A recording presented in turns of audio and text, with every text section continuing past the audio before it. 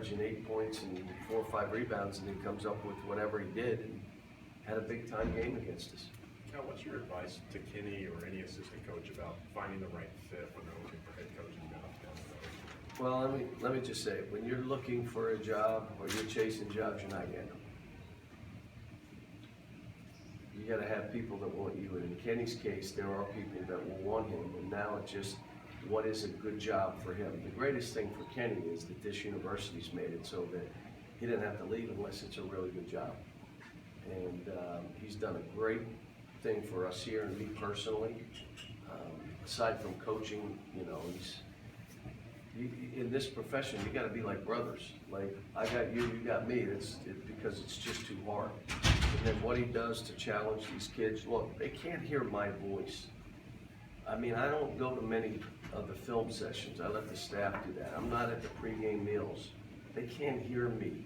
And then I can't always be the tough guy. You got to have people that are willing to be hard on them, yet let them know that you care about them. So he's done, whatever happens for him, you know, he's going to be in good shape. And the only thing, I'm kind of disappointed because I think David's doing a great job. And it's not fair to have all this stuff. Let him coach his team. You know, David may be the guy for the job. Well, let the season play out. Why would you throw any, and who would be out there throwing landmines in front of this guy? I don't know, but it's certainly not us and me and our staff. But, you know, let him do his job. He had our game, okay. How about if he wins the rest and wins the national title? Yeah, but he lost to Kentucky. Stop it. I try to tell our fans, it's one game. Glad it's over, but it's one game. And, you know, I think, again, that watching the tape and what he's done and how he's done it, I think he's doing great work. And this season, you know, he was thrown into a tough situation. I mean, think about it. And then there's always, he has to answer questions. And they just continue, the same questions. And his players are answering. I mean, and this guy's still doing the job. What's your record? Anybody know? Lost 3 games. And other than our game, they should have won the other 2. So that's disappointing to me. But in the case of Kenny, I'm going to support and help. And like all my guys, Tony's ready to be a head coach. That's, again, if he chooses to do that, there are going to be opportunities for him. And, you know, so let those guys, and it's like anything else, you know, we figure out what's next.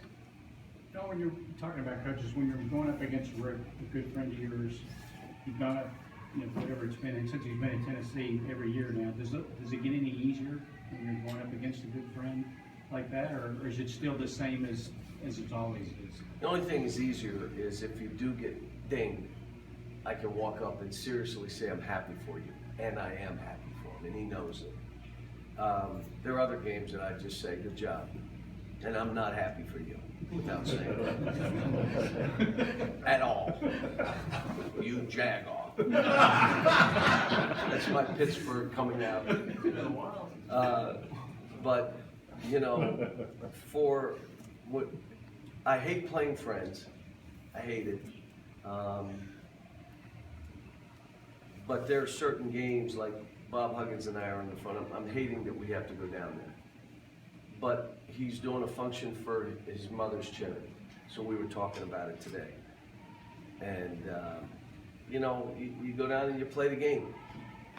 And you want to win, you coach to win, and, you know, you're not down looking down the sideline at him, and you're not worried about it. And, you know, let me just say, when you talk Rick and the friends of mine, we've all survived, which is amazing.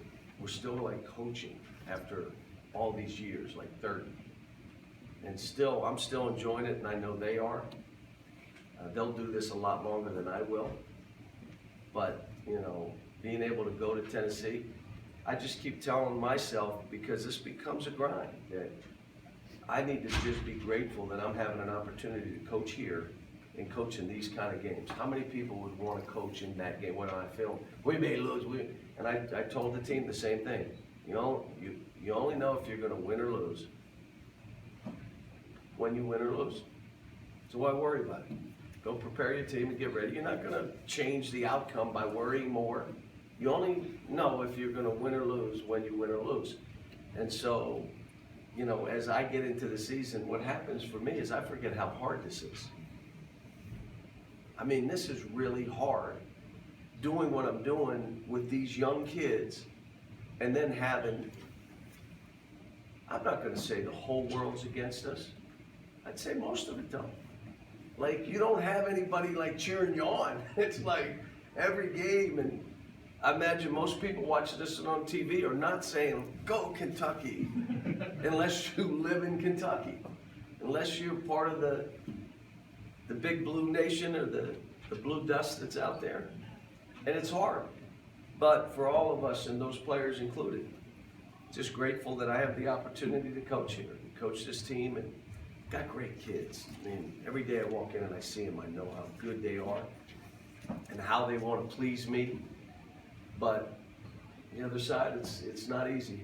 It's tough. All right, folks, I gotta get into practice. Thanks, guys. Thanks.